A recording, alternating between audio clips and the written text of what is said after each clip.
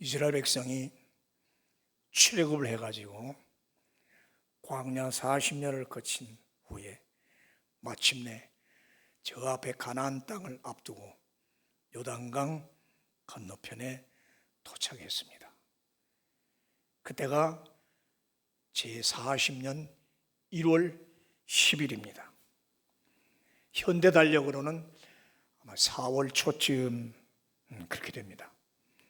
이때는 헬몬산에 눈이 녹아서 흘러내려가지고 요단강으로 들어가기 때문에 요단강 불이 잔뜩 불어 있었어요.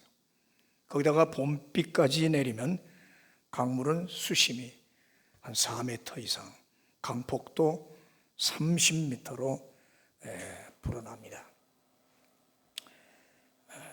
PPT를 좀 준비해 왔습니다. 전반기에 저는 옛날부터 이렇게 PPT로 해서 그 장면을 이렇게 먼저 보고 그 장면에 따라서 이제 교훈을 받으려고 그래요. 이게 저 위에 있는 게 이게 갈릴리 호수예요. 거기서 이제 요단강이 쭉 흘러서 사해까지 들어가요. 이스라엘입니다. 이렇게 쭉 사해로 흘러가요. 그러니까 이렇게 그 사막 지방을 꼬불꼬불 흘러서 사해로 들어가는데 우리 한강같이 이렇게 거의 똑바르지 않고 뱀처럼 꼬불꼬불합니다. 그 강물이 잔뜩 지금 불어 있을 때예요. 막 홍수가 급물살을 타고 세차게 흘러갑니다. 하고 많은 때에 이렇게 강물이 잔뜩 불어 있을 때 왜 우리 이스라엘 백성을 그 앞에 세웠을까? 좀 강물이 얼마 없고 건너기 쉬울 때, 헤엄이라도 칠 수 있을 때 하시지. 가장 불어났는 그 홍수철에 이스라엘 백성을 그 앞에 세운단 말이죠. 그러니까 이스라엘 백성들이 상당히 겁을 먹었겠죠. 40년 전 홍해를 건널 그때 그날 밤을 생각을 하는 거예요. 홍해 건널 때도 그랬는데 또 앞에 이번에는 강이 있네. 그때 하나님이 여호수아에게 명령합니다. 제사장들 4명을 뽑아서 언약궤를 어깨에 매게 해라. 언약궤 아시죠? 법궤 아시죠? 그 4사람이 어깨에 매게 돼 있어요. 그래서 이 언약궤를 맨 제사장들이 먼저 강을 건너가게 하라. 정말로 신기하게 언약궤를 맨 제사장들이 첫 발을 강물에 딱 담기자마자 물이 쫙 빠지는 거 아닙니까? 그러니까 여기 갈릴리 호수 아닙니까? 지금 이스라엘 백성은 여기를 지금 건너가려고 여리고 성이 있고요.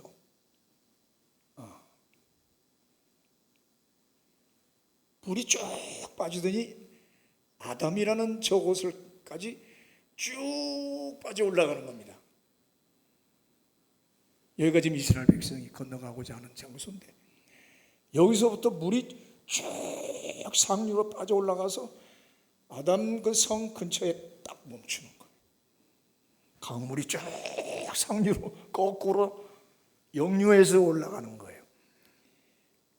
이 길이가 24km예요. 24km를 쭉 빠져 올라간다고.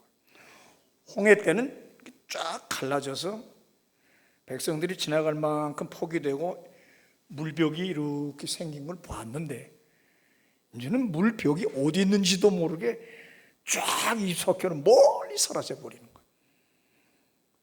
그럼 당연히 이 아래쪽 즉 사해 쪽으로 물은 당연히 쭉 빠져 없어지는 거죠. 그러면 여기서부터 저기까지 몇 킬로가 되겠어요? 33km가 완전히 메말라 버리는 거죠. 놀라운 사실이죠. 그러니까 갑자기 물이 다 없어져 버리는 거예요. 마른 땅이 됐다. 놀라울 일이란 말이죠.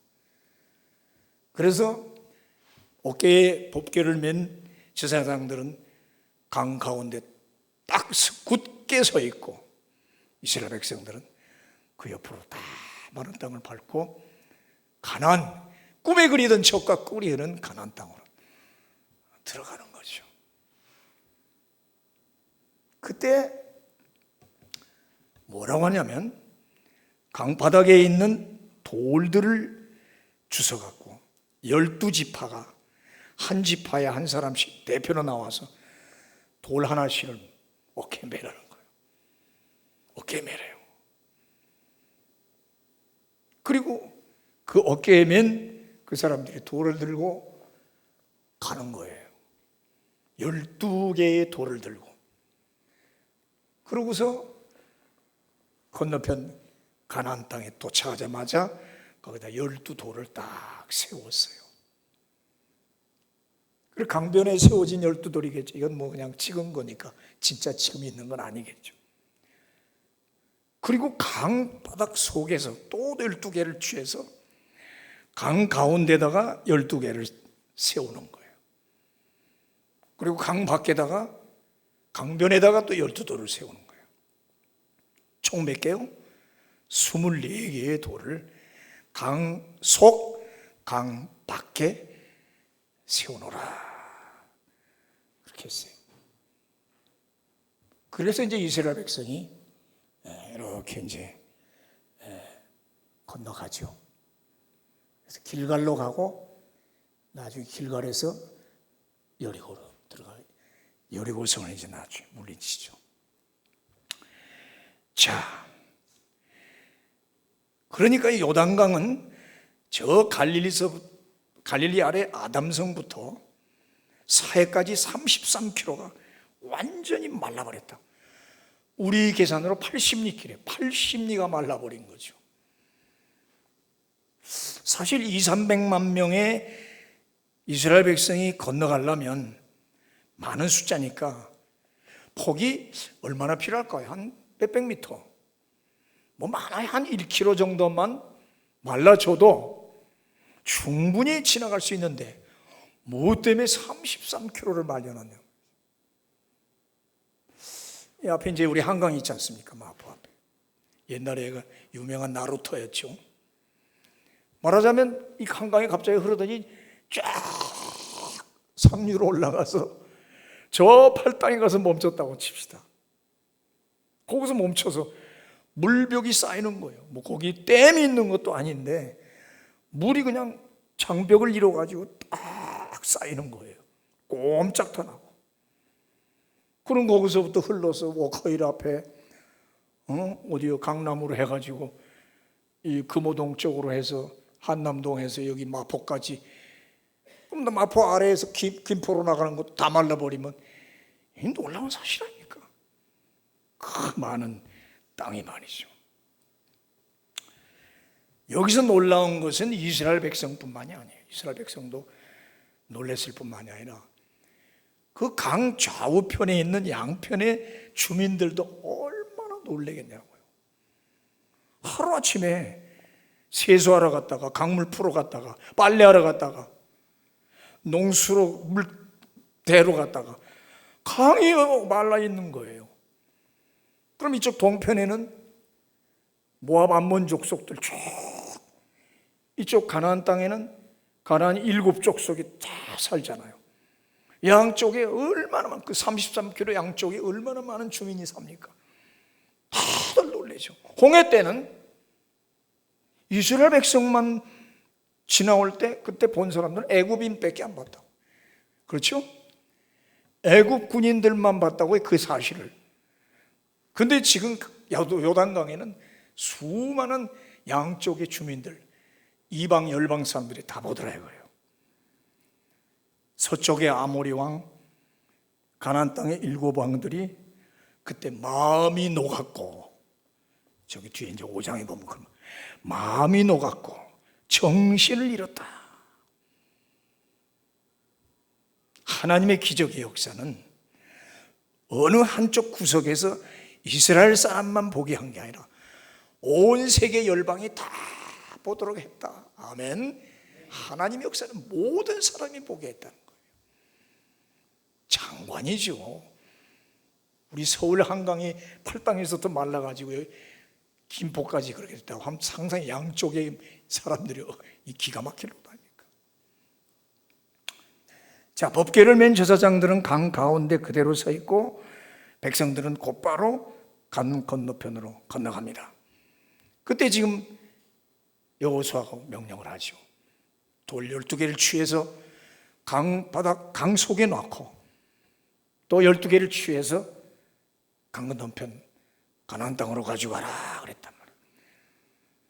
자, 모든 백성이 다 지나가서 보통 200만, 300만을 보거든요. 강 건너편 가나안 땅에 딱 언덕에 도착하고 그때까지 강 가운데 꼼짝 않고 백성 다 지나갈 때까지 그냥 어깨에 법궤를 메고 그러고 지키고 있는 거예요. 다 지나가도록. 백성들이 다 강 건너편에 도착하니까 그때 제사장이 법궤를 메고 나옵니다. 그래서 그 제사장들이 강 건너편에 마지막으로 도착하니까 딱 강 건너 밟자마자 저 아담 쪽에 막혀있던 물보가 팍 터지더니 확 내려오는 거예요. 그래서 다시 쫙 사해까지 아무 일도 없었다는 듯이 유유히 흘러가는 거예요. 한번 상상을 해보라고요. 그냥 말만 하면 안 돼서 그래서 이렇게 제가 보여주는 거예요. 한강이 팔당에서 맥혔다가 마른 땅이 되니 갑자기 확 흘러서 내려가는 그 장관의 모습. 야, 뭐 이런 기적이 또 어디 있겠어요?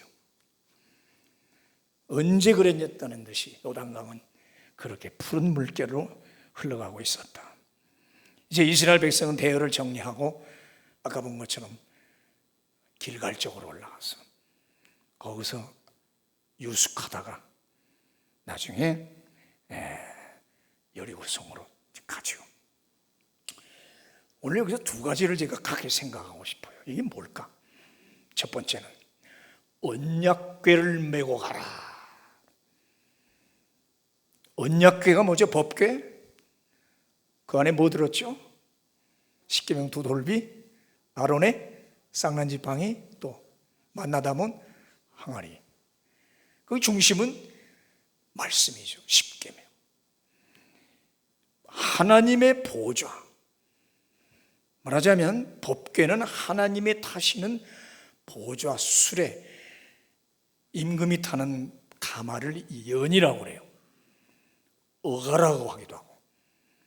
보통 20-30명이 어깨에 메고 황금 보석으로 꾸미고 그리고 쫙 임금이 타고 가죠.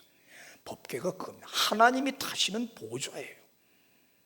이동도 하고 때로는 성전 안에도 있고. 그렇기 때문에 이 법궤는 뭐냐? 하나님의 임재의 상징이다. 따라합시다. 임재의 상징이다. 하나님의 임재의 상징이 언약의 법궤라는 거예요. 언약은 뭐예요? 곧 하나님의 말씀이죠. 하나님의 말씀. 언약. 옛 언약, 새 언약, 구약, 신약. 3장 11절에 보면 다 같이 읽어봐. 시작. 보라, 온 땅의 주의 언약궤가 너희 앞에서 요단을 보라. 영어로 behold. 보십시오. 온 땅에 주님의 언약, 하나님의 언약궤가 너희 앞에서 요단을 건너간다. 요단을 건너가는 것은 사람이 아니라 바로 제사장들이 메고 있는 언약궤가 먼저 들어간다. 언약궤가 주체라는 거예요. 이스라엘 백성이 먼저 가지 않았고 언약궤가 먼저 가고 사람들은 뒤따라가는데 얼마큼 거리 두는지 멀리 900m, 2000규빗이라고 그러는 900m의 뒤를 따라가라고 그랬어요. 사람이 먼저 가는 게 아니란 말이에요. 여기 건너가니라는 건너간다 이 말은 NIV 보면은 들어간다. 언약궤가 먼저 강 속으로 들어간다. 들어가서 건너가는 거죠. 들어가고 건너간다. 뭐였까요? 하나님이 선두에 서서 먼저 강 속으로 들어가셨다. 아멘. 하나님이 먼저 강 속으로 들어가셨어요. 너희들 먼저 들어가봐 하지 않았단 말이에요. 죽죠, 들어가면. 그 시퍼런 강물에 하나님께서 먼저 들어갔다. 그리스도는 항상 우리 앞에서 선뜻 고난의 강물로 들어가시는 분인 줄 믿으시기 바랍니다. 주님이 먼저 들어간다고요. 바로 여기에 큰 뜻이다. 선한 목자이시기 때문에 그는 양을 위해서 희생하고 죽을 준비가 늘 되어 있는 분이에요. 양 우리가 있으면 우리 문이 있잖아요. 목자들은 그 우리에서 가로로 틀어놓지 합니다. 그래서 양이 목자를 밟지 않고는 나올 수가 없어요. 선한 목자 예수님은 그렇단 말이에요. 예수는 사건 속에, 고난 속에, 문제 속에 거기 늘 계세요. 풍랑 속에 계셨어요. 병자들과 함께 계셨어요. 죄인과 창기들과 함께 계셨어요. 아멘. 그들과 함께 식사하고 같이 주무셨어요. 그분 마지막 생애 일주일간 어디서 잤습니까? 좋은 부잣집에서 잤습니까? 최후의 만찬은 물론 좋은 집에서 했어요. 마가의 다락방에서. 잠은 어디 갔어요? 문둥이 시몬의 집. 거기 두 자매가 있어요. 누구요? 마르다와 마리아. 가난한 두 자매의 수종 밥해 드리고 빨래 빨아 드리고. 왜 그런 데서 주무셨을까? 성주순례 가보니까 마르다의 집이라고, 마리아의 집이라고 하는데 지하에 땅을 파가고 운막이에요. 조그매요. 아니 많은 집들, 부잣집들 많으면 얼마든지 갈 수 있는데 그 마지막 밤을 그 좁은 데서 거기서 주무셨어요. 주무시고 새벽에 일어나서 성전에 와서 설교하고 또 피곤한 몸에 또 글로 들어 운막으로 들어가. 하나님은, 예수님은 그렇게 가난한 자를 낮은 곳에 임하시는 분이다. 이런 말이 있어요. 다음 볼까요? 예. 주님은 우리를 등지고 계신 것이 아니라 우리가 그의 등을 보고 있는 것이다. 나 고난 받을 때 주님 어디 계셨어요? 섭섭해요. 불러도 대답 없었어요. 응답이 없으셨어요. 왜 저를 등지고 계셨습니까? 그렇게 누가 한탄을 할 때 아니야. 등진 게 아니라 네가 내 등을 보고 있었던 거야. 왜? 주님은 앞서가시잖아요. 당연히 우리는 등 뒤를 보죠. 만약에 내가 앞서갔다, 그럼 주님 앞에 있으니까 주님이 앞에 있겠지만 일이 돼요? 주님 뒤따라오세요. 제가 하겠습니다. 사람들이 그런단 말이에요. 내가 서울대학 나오고 내가 말이지 박사고 내가 하겠다는 거예요. 자기가 앞서가지고 주님은 뒤에 있어요. 그러나 안 그래요. 주님이 앞서가시고 인도자 되시니까 인도자를 보면 또 항상 우리 쪽은 등 뒤죠. 그렇죠? 등진 게 아니라 우리는 지금 앞에서 일하시고 나를 위해서 지금 뭔가 벌리시고 앞서가서 원수를 물리치고 사건을 해결하려고 고난 속에 가서 해결하고 계시는 분, 그 등 뒤를 우리는 보고 따라가고 있는. 그래서 멀리 900m에서 보라는 거예요. 촐랑대지 말고 앞서지 말란 말이죠. 주님 따라가, 언약궤를 따라가라. 맞습니다. 시내산에서 모세가 본 것은 하나님의 얼굴이 아니라 그의 등이었어요. 그렇죠? 죄 많은 이 더러운 죄인이 어떻게 하나님 앞에 설 수 있습니까? 거룩하신 하나님 앞에 못 섭니다.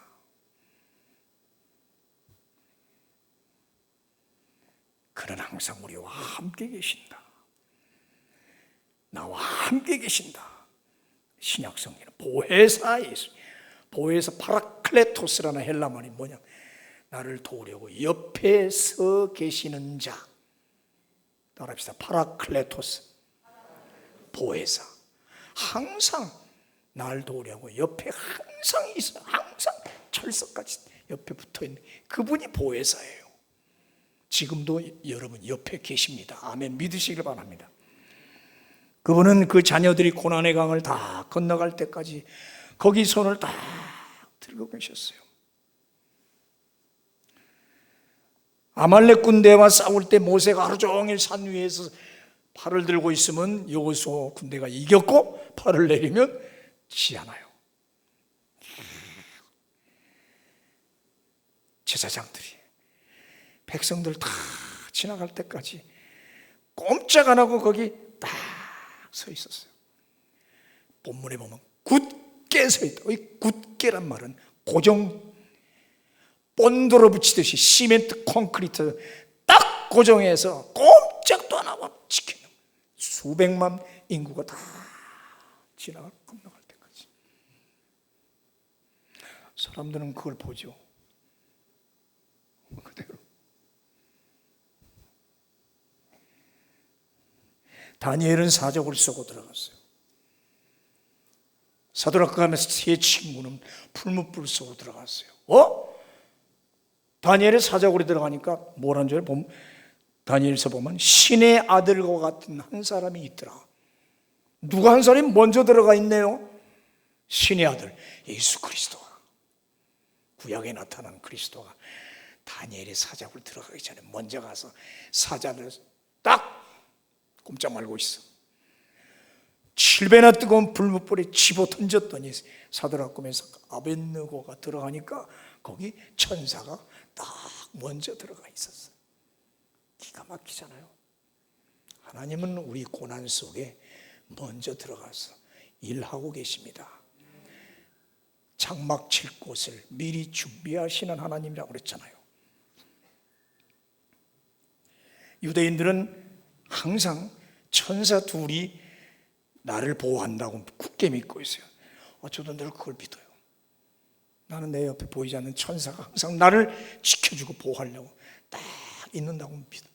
아니, 천사 필요, 예수님이, 성령께서 그렇게 하시죠.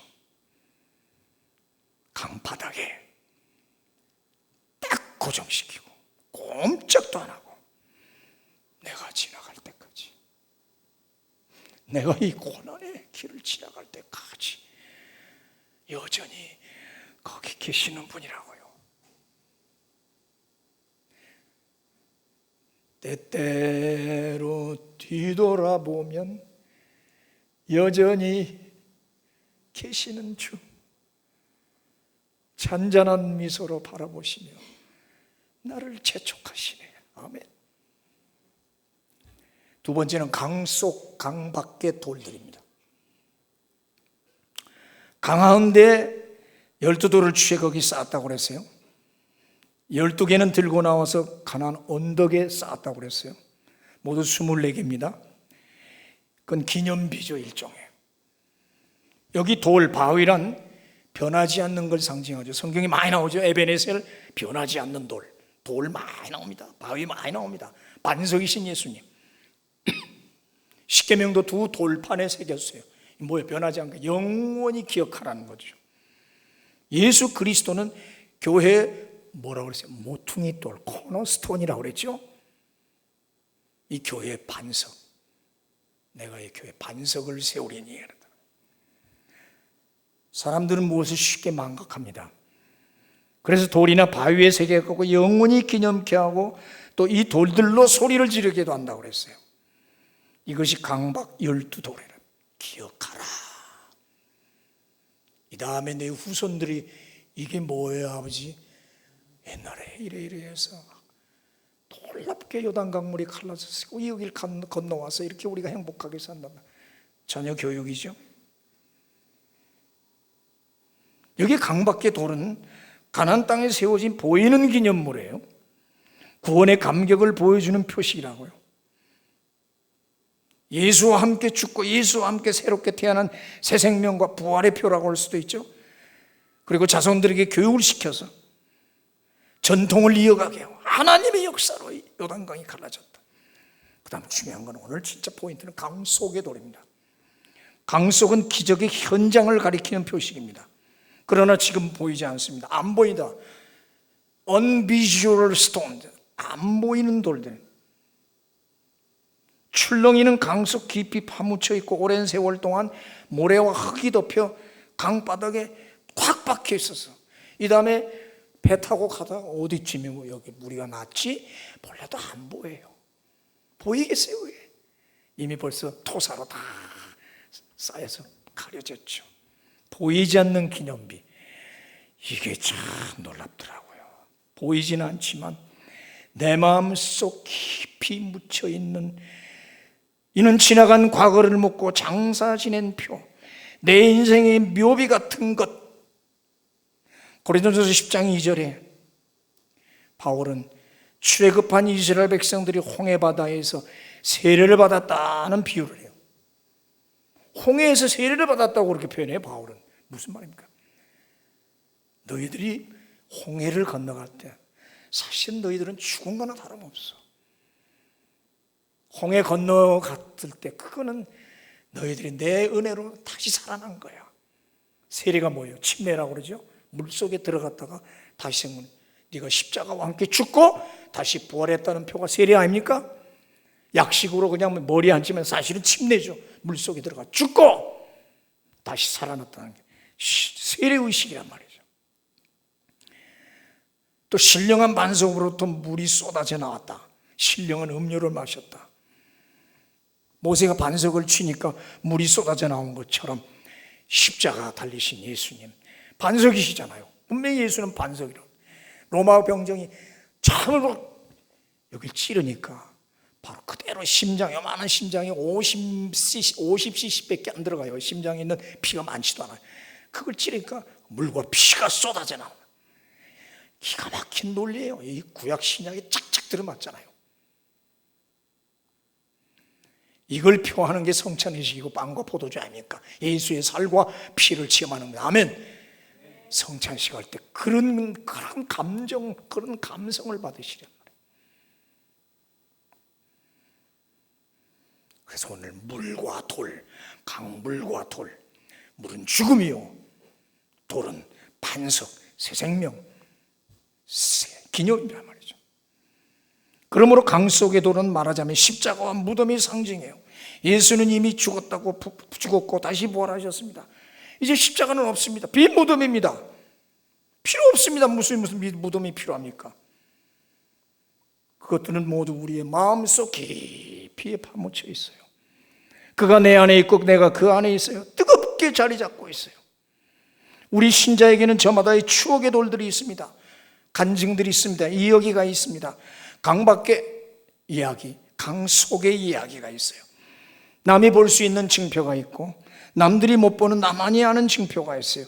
사람들에게 말할 수 있는 이야기가 있는가 하면 말 못할 이야기, 간증도 있어요. 저는 이걸 겉간증, 속간증이라고 그래요. 사실이지 겉간증보다 속간증이 훨씬 더 진해요. 우리는 그 속간증 때문에 더 가슴이 찡하고 눈물 나요. 이미 남에게 간증하는 거는 이미 그거는 그 깊은 거 아니에요. 우리 간증 집회 많이 들어봐요. 그러나 그렇게 나오는 말로 표현되는 그런 간증보다 말로 못하는, 말을 못하겠어. 그 말은 사람들 앞에. 나만이 아는, 하나님과 나만이 아는 죄요, 하나님과 나만이 아는 은혜란 말이에요. 여기에 우리는 돌아서서 남몰래 흐른단 말이에요.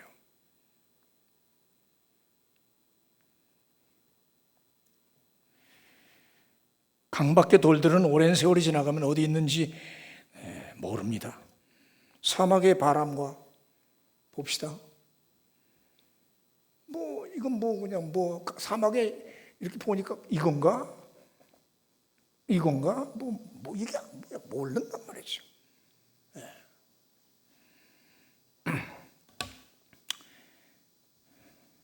겉사람은 낡아지나 속사람은 날로 새로워진다. 지나온 내 인생 강가에서 출렁이는 푸른 물을 바라다 보며 강 속에 가라앉아 있는 돌들의 사연에 하염없이 눈물을 흘릴 때가 있다. 우리는 저 깊고 깊은 마음 강 속에 보이지 않지만 거기 숨어 나만의 비밀한 돌들의 이야기를 안고 살아갑니다. 우리는 보통 비하인드 스토리라고 합니다. 간증할 수 있는 건 별거 아니에요. 강 속의 이야기가 시리고 아리단 말이에요. 숨겨진 눈물 주머니인가 봐요. 잊어버리고 있다가도 어쩌다 한 번씩 꺼내다 보면 또 눈물이 나요. 누구에게 얘기할 수도 없는 이 은혜, 아니 이 특혜, 당연한 것 아니라 은혜였어 하는 그 찬양 너무 좋아. 그 가사가 당연해서, 내가 똑똑해서, 내가 잘나서 이렇게 축복 누리고 좋은 아파트, 좋은 차 타고 다니는 당연한 것 같죠. 아니에요. 하나님의 은혜입니다. 아멘. 하나님의 은혜입니다. 여러분 보셨어요? 나 안 보다가 또 1,000만이 넘어갔다고. 영화 왕과 같이 사는 남자. 그걸 집에서 이렇게 봐서 유튜브에서. 야, 그 마지막 장면에 그 한 명애가 누구의 단종을 죽여서 강물에 던져버려. 누구든지 이 시신을 묻어주거나 하는 건 삼족을 멸한다니까. 아무도 할 생각을 못해줘.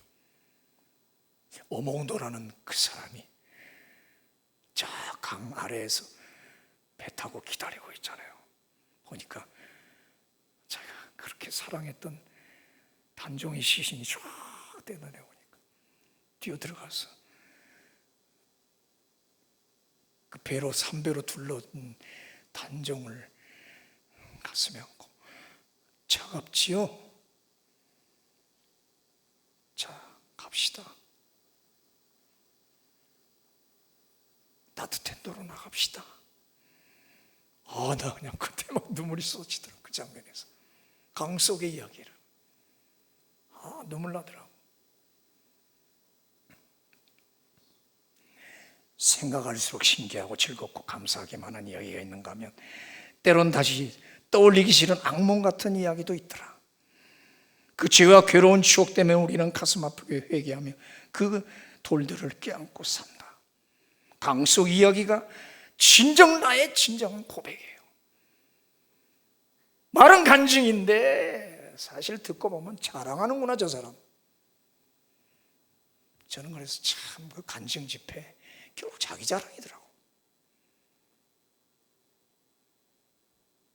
그 해도 다 괜찮은 얘기들이에요. 그러나 진정한 강서 이야기는 못해요. 있잖아요 다.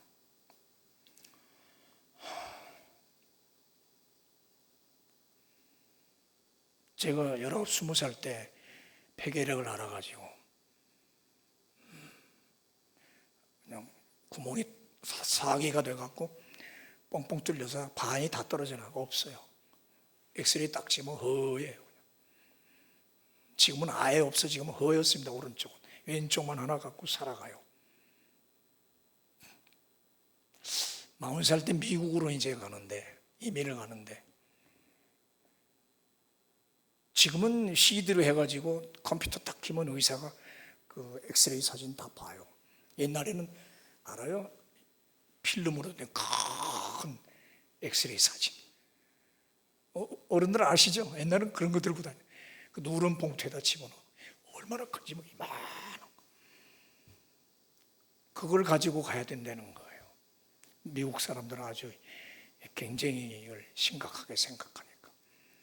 애들 둘 데리고 제 아내와 함께 LA 공항에 내렸는데 딱 보더니 저쪽 가서 검사 받으래. 남들은 다 입국했는데 우리 가족 4식구만 앉아 기다리는 거예요. 야, 이거 만약 안 되면 어떡하지? 도로 돌아가야 되나? 공항에서 1시간을 기다리고 있어. 가슴 졸이지만 애들까지 같이. 그게 나의 강속 이야기라. 누구도 보여줄 수도 없고 보여줘봤자 지금 쉽게 딱 한 찍고 한 몇십 분이면 바로 의사가 컴퓨터에 딱 뜨잖아요. 그게 나의 어깨에 맨 나의 짐이야. 그걸 그 큰 걸 들고 1시간 후에 됐다고 입국을 시키더라고. 그리고 17년 있다가 개척교회하고 청빙받아서 한국에 또 와서 한국에 온 지 한 20년 됐어요.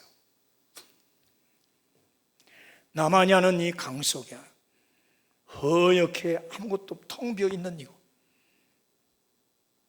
누구한테 간증 할 필요도 없고 했어도 누가 거기에 담긴 수많은 애완들이 있단 말이죠. 제가 지금 만 76세 한국 나이로 77살 되는 때까지 끄떡없이 6개월에 한 번씩 가서 검진하는데 그대로 하나님 보호하셔 있죠. 언젠가 이게 균 들어가서 폐렴이 이러면 나는 가는 거예요 그냥. 이런 얘기들이 있단 말이죠. 12지파의 12돌이라고 그랬어요. 12지파 12아들들의 가지가지 사연을 담고 있어요. 그 나쁜 짓 하는 루벤 큰아들 놈 그거 알지요? 나쁜 짓 한 거. 그런 사연도 있어요. 이 12돌은 인생 풀 스토리 종합자서전이에요. 루벤의 나쁜 얘기도 있고 단의 나쁜 얘기도 있고 요셉과 베냐민의 슬픈 이야기도 있고 유다의 찬양의 돌이 있고 므낫세 에브라임의 축복의 돌이 있고 이 작은 가슴에 12돌 12방의 이야기가 있다고. 저도 이 77년 살아오는 동안은 수많은 이 간증들 12돌이 뭐냐, 각 자식들이 여러 가지 사연들이 있잖아. 자식 키워보면 알잖아요. 이런 놈이 있고 저런 놈이 있고 속도 세기고 어떤 애는 또 아주 효자도 있고 강 속의 이야기가 있잖아요. 강박강 속에 있는 24개의 돌들, 강 안팎으로 우리 이야기는 계속되지요. 사람은 과거에 울고 미래에 웃습니다. 하나님은 우리를 과거에 묶어놓지 않습니다. 하나님은 자유 하나님이에요. 예수 안에서 자유와 희망을 준다. 옛날에는 죄의식을 차 있었지만 이제는 담대한 자존감을 주신다고. 그래서 그들이 길갈에 도착했는데 읽어봅시다. 시작. 여호와께서 여호수아에게 이르시되 내가 오늘날 애굽의 수치를 너희에게서 굴러가게 하였다 하셨으므로 그곳의 이름을 오늘날까지 길갈이라 하네. 너희 수치를 굴러가게 했다. 보세요. 거기 가면 길갈에 진짜 저는 큰 돌이 있어요. 길갈 굴러가게 했다. 애굽에 당한 수치 40년 광야의 그 인생길 이제는 다 굴러가게 했다. 성도 여러분, 언약궤를 쫓아갑시다. 말씀을 쫓아갑시다. 항상 내 앞에 말씀, 하나님 말씀을 놓고 하나님 말씀대로 살아가면 돼요. 내가 앞서면 안 된다고요. 내가 앞서서 요단강 갈라집니까? 문제 해결됩니까? 안 됩니다. 예수님만 쫓아가고 말씀만. 성경이 밥 먹여줘. 말씀이 우리 출세시켜줘. 네, 성경이 밥 먹여줘. 나 77년 동안 살아왔어요. 그렇게 말씀만 쫓아가라. 아침마다 성경 읽고 하루 종일 할 때 되면 또 말씀 생각해보고 하나님 말씀이 이랬지. 아 그래, 기도하고 하나님을 항상 앞세워야 된단 말이에요. 왜? 사건 속에 고난 속에 계시는 주님을 믿으십시오. 주님은 선두에 서서 고난 속으로 담대히 들어가셨음을 아십시오. 그리고 내가 지나갈 때 그는 고난의 현장에 여전히 서 계셨습니다. 여전히 계신 그분. 그랬던 그곳, 거기 쌓아놓은 그 돌들, 그 사랑을 잊지 말아야 된단 말이에요. 첫사랑. 우리 회원께 남산 터널 밑에서 제가 거기 6개월인가 얼마를 목회할 때 그 좁은 곳에서 얼마나 뜨겁게 금요일 밤 우리 정장로님이 가끔 그 얘기해요. 아이고 너무 힘들었어요. 회사 갔다 오면 12시부터 세상에 새벽 5시까지 기도하는 거예요. 기도하고 찬송하고 어떻게 했는지 모르겠어요. 이 연약한 몸이. 저도 신학교 교수였기 때문에 교수 하루 종일 강의하고 가서 그 열정이 있어서 그래서 그 교회가 붕해 나가는 거 아니었습니까? 그 신앙의 열정, 첫사랑을 잊지 말아야 합니다. 다시 불을 붙이시기를 축원합니다. 나 이번에 6번 설교는 붕해하러 왔어요. 붕해하러 왔어요. 나는 잊지 못해요, 이 교회를. 내 참 설교 목회지였기 때문에. 요단강 건너가야 돼요. 가나안 땅에 들어가야 합니다. 젖과 꿀이 흐르는 행복의 땅을 차지해야 됩니다. 그러려면 말씀을 쫓아가야 됩니다. 믿으시기를 축원합니다. 전능하신 하나님, 감사합니다. 감사합니다. 우리 회원의 식구들 지금 요단강 앞에 섰습니까? 홍해 앞에 섰습니까? 광야를 통과하고 있습니까? 주님은 등지고 있는 게 아니라 우리의 등을 보고 그분을 뒤따라갑니다. 멀리 돌아가다 보면 앞에 이미 하나님의 문제를 해결해 놓고 강을 말려서 저 33km를 말려놓고 우리를 기다리고 건너가게 하십니다. 그런 기적의 역사를 보게 하옵소서. 예수님의 이름으로 기도하옵나이다. 찬양합시다. 뜻을 생각하면서 나의 등 뒤에서 나를 보시는 주, 내 인생길에서 여전히 오나요. 매일처럼 주저하고 싶을 때 나를 아멘. 일어나 걸어라 내가 일어나 너 걸어라 내 너를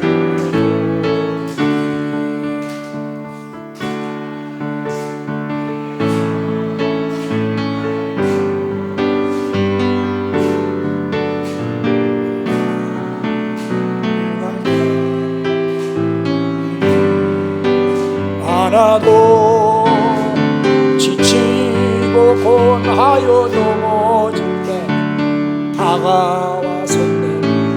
할렐루야. 걸어 내가 일어나 너 걸어라